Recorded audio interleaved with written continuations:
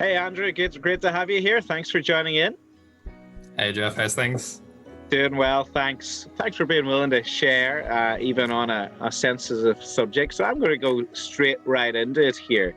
Tell me, how has COVID led to anxiety and stress in your life?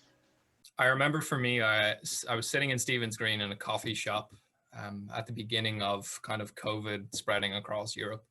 And I was flicking through the news and the media on my phone, and everything seemed kind of just chaotic and, out of place.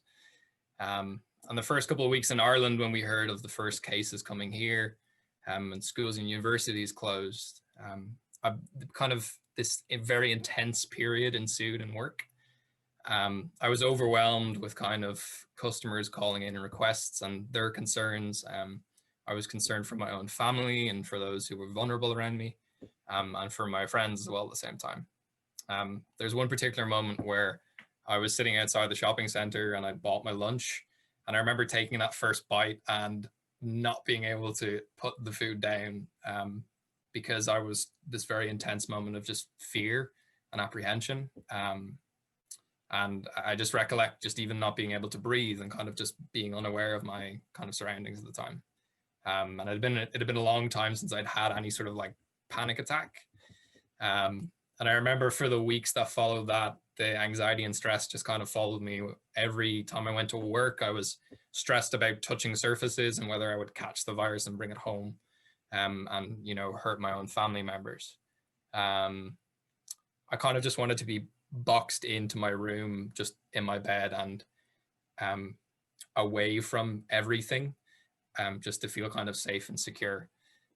Anxiety is kind of like this unwelcome guest who enters your house and comes to stay for a long period of time. They don't wash the dishes, they leave clothes everywhere, and the place is just a mess.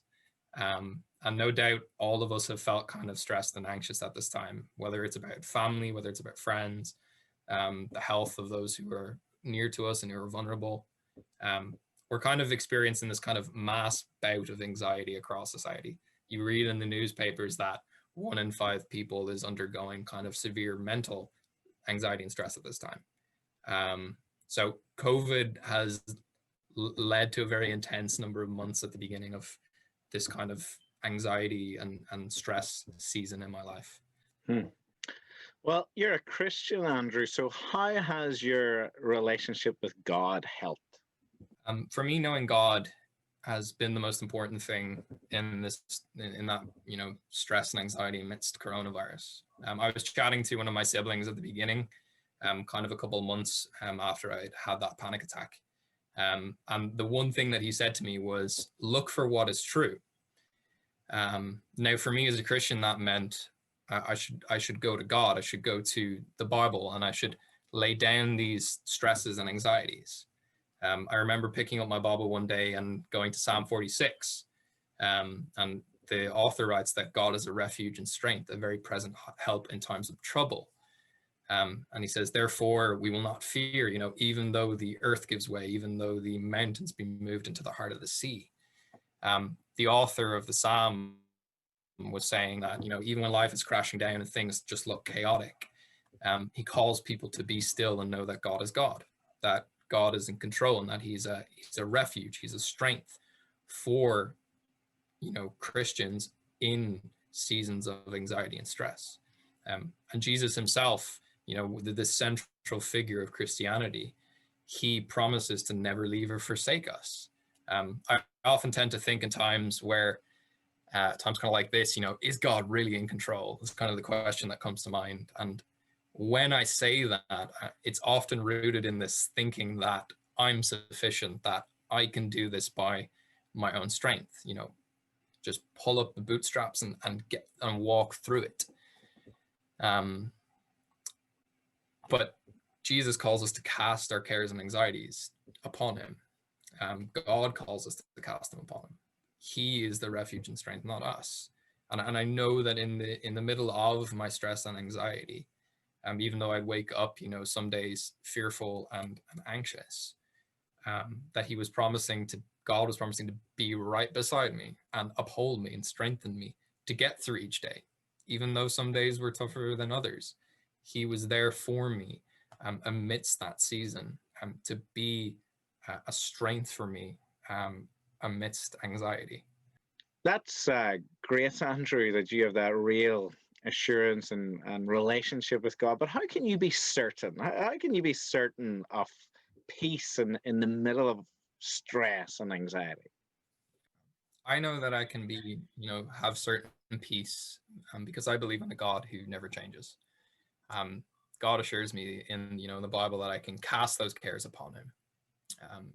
That it's not just a sum of my cares or, a couple of my cares, but it's all my cares and anxieties. I don't think, any one human is meant to take all that weight of stress and anxiety that I have. But the one who made me knows how to comfort me and care for me amidst those seasons of stress and anxiety. I believe in a God who promises for those who know him, whatever the difficulties we face or the sorrows or despairs, that he's going to be there for us and care for us. God's promises aren't some sort of abstract rhetoric. They're not some like nice little ideas. They're real and reliable. And for me, true peace is found in knowing your creator. If there is a objective source of peace, it can only come from God. And we as humans in society in general have this desire to oppose God, to go against him. And there's this conflict that exists between us and God because we desire to live our own way. And we don't know true peace because we don't know the source of peace. And it's fitting that God would reject us for us rejecting him. But the wonderful thing is that Jesus, as I was saying, the central figure of Christianity, through trusting and believing in his life and his death and his resurrection, that I can be brought into God's family and know true peace by being restored into a true relationship with my creator. So when we're at peace with God, we have this kind of sure and secure assurance of peace and comfort amidst these seasons of stress and anxiety. And I don't know of any other worldview that offers that. I don't know of any other central figure in history that brings that peace apart from Jesus.